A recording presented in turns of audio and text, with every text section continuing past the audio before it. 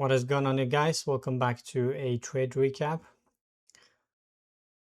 So basically, today I was looking for buys on the assets, and I was mainly focused on the NQ. But we got some changes, and I flipped from NQ back to YM because that showed me strength. And I'm going to explain why and how did I understand that the YM is the stronger asset and what was the reason I chose that. And also answer some of the questions I got asked on the X. All right, let's get started with this. If you watched my pre-market analysis, I said we have this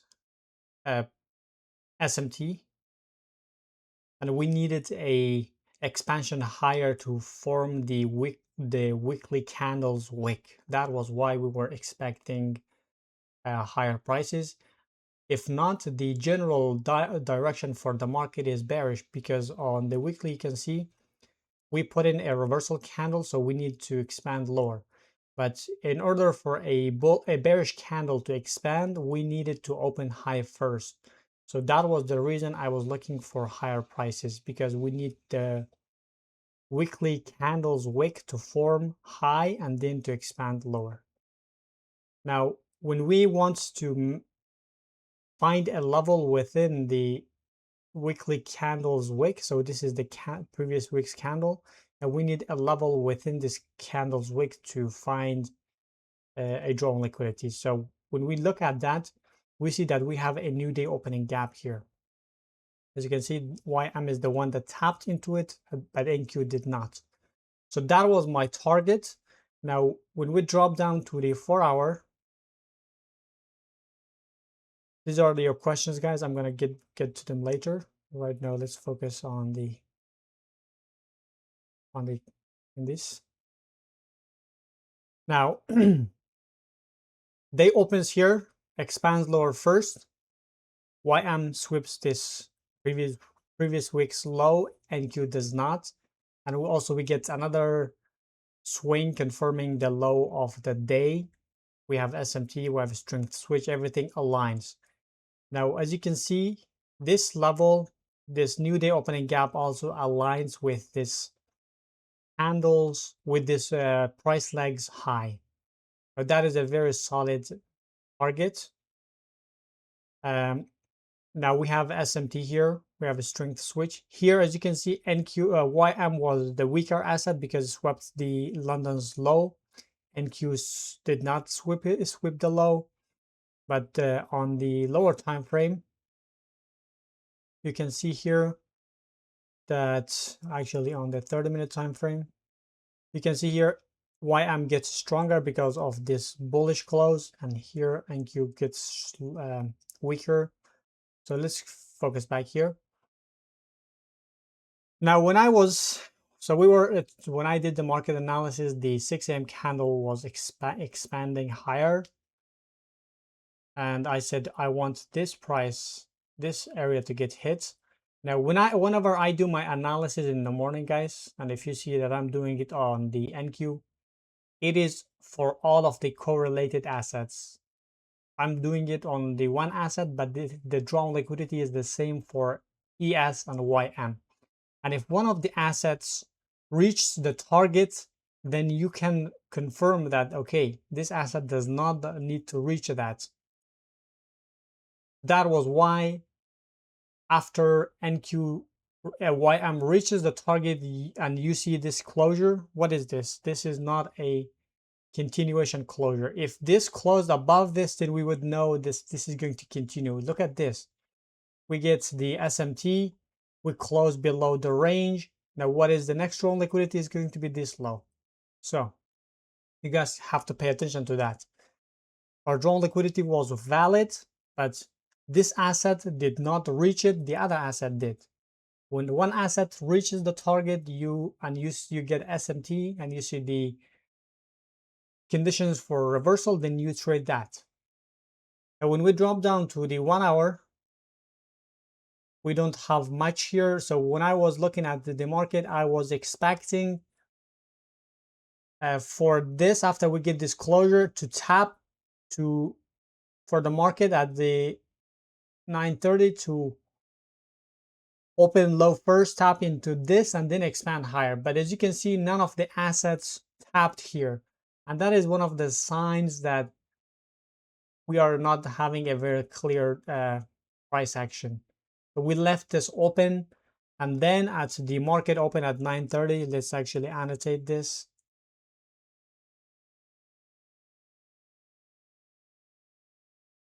Now, some of you might say, why did I take the YM and not the NQ? Look at the wicks. This wick opens here. Look at this. How is this going to expand also from here? Look at this wick. It's going to be huge if it came back and then expanded higher. But look at the YM compared to this. It has a smaller wick, and also on the 15-minute time frame, you can see we had a C2 closure, but we got another SMT. So based on that, I went with the YM and not the NQ. When you see a very huge drop down, you need to ignore this for higher prices until we close this as a C2. If we do not close this as C2, you need to focus on the other assets. So I was look after we got this SMT. We tapped into this or gap, and then also we have this SMT with the NQ, as you can see here. So look at this strength switch. This has the SMT. This sweeps taps into this. This has a smaller wick. This has a super huge wick. We're not going to focus on that. So I'm looking at this after we tap into the gap, and then we have the SMT. I'm going to drop down to the 3-minute time frame. And since we are very close to the target, and then we have this SMT, I did not wait for the close above this for order block. After we got this closure, I entered immediately right here and targeted. I took partials here and got out of the market fully here. Those were the trades for the YM at the market open. And the reason I did not take NQ is, look at this. This is crazy. You're not going to trade that. The wick is super crazy. So once you see, every time when you are looking for a certain move towards a certain direction, here we were looking for higher prices, but if you see super deep retracements, that is invalidation. You are not going to be able to trade this candle back to its high, and the best asset would be the YM. So after we get to the target, and also NQ gets this SMT, and also we have the closure up below the previous candle, so that is a reversal candle. We have the reversal, we have the SMT, and also on the lower time frame we have the strength switch, I think. Yes, here, look at this. So here NQ gets a 2-stage SMT, first stage SMT, 2-stage SMT, and then we have this, and also this is a PSP. You look at this, all of these things align. So I took another trade on the YM also because I needed it to retrace back to this, oops, to this low. I think it was this one, or was it the 30 minutes? Yes, this was the one. I also traded the YM back to here. So after we get all of these, and then we have the SMT, and then we have all of these liquidity here, and also the NQ is showing strong momentum towards the sell side. I was looking at the 15-minute time frame. Now I'm looking for another entry to trade back to this low. So I'm just looking here, some expansions here. I'm waiting for a strength switch. Here we go. All right, this is where we get the string switch. Look at this. So obviously YM was the stronger asset because we went to our strong liquidity. But here, look at this. We have this SMT on the YM, which was the stronger asset. Now it is stronger for bearish side. NQ is getting, not here actually. It is for with the ES, I think. Actually, let's go to ES. So here, ES sweeps this high or taps into the gap. So that's what is it? A gap fill, but YM gets stronger for bearish side. So I'm focusing on the YM. I got a very bad fill on the 1 minute order block after I got this. So this was the order block I wanted to enter, but as you can see this, so as this candle was expanding lower, I clicked right here, I entered right here, but the market was super fast and I got filled somewhere around here, and my target was this low, which is the 1 hour gap. So those were my two trades on the YM. So now I'm gonna answer the questions you had guys here. NQ.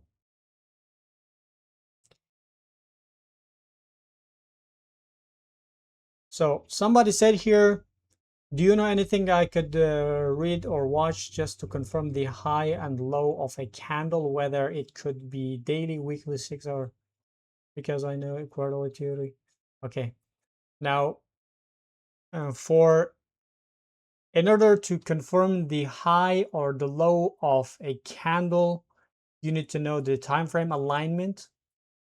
For weekly time frame, we confirm the high or the low of a candle, a weekly candle with a daily swing. I'm sure you know what a swing is. It is a 3 candle pattern, C1, C2, C3. So that is a what is it?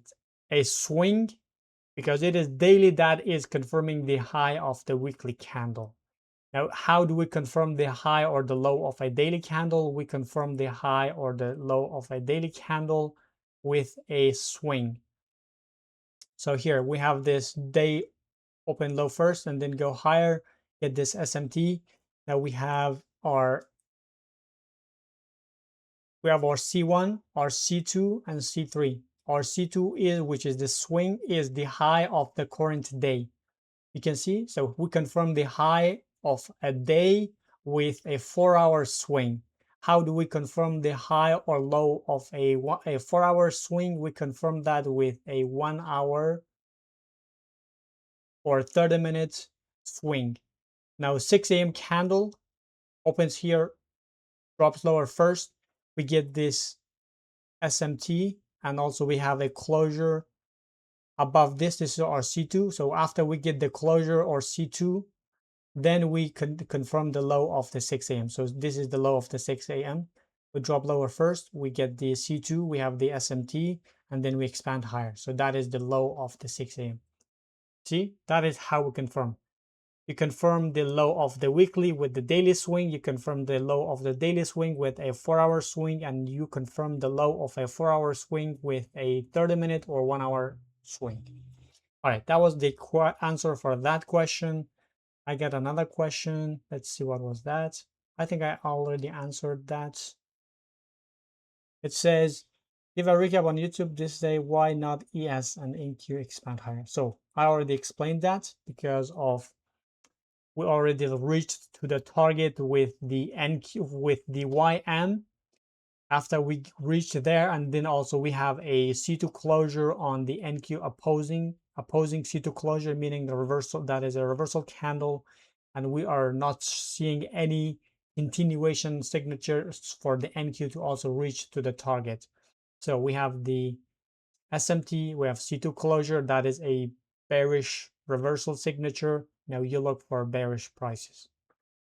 That was why I did not look for any higher prices on the NQ and ES, because we already tapped to the draw on liquidity with the YM. And these are all correlated assets. When one asset taps into the relevant level and there is a SMT, the other assets does not have to tap into that gap or the level. All right, guys, thank you for watching. Make sure to like the video. And if you have any questions, make sure to drop them in the comment or on my X. And I'll talk to you guys in the next video. Peace.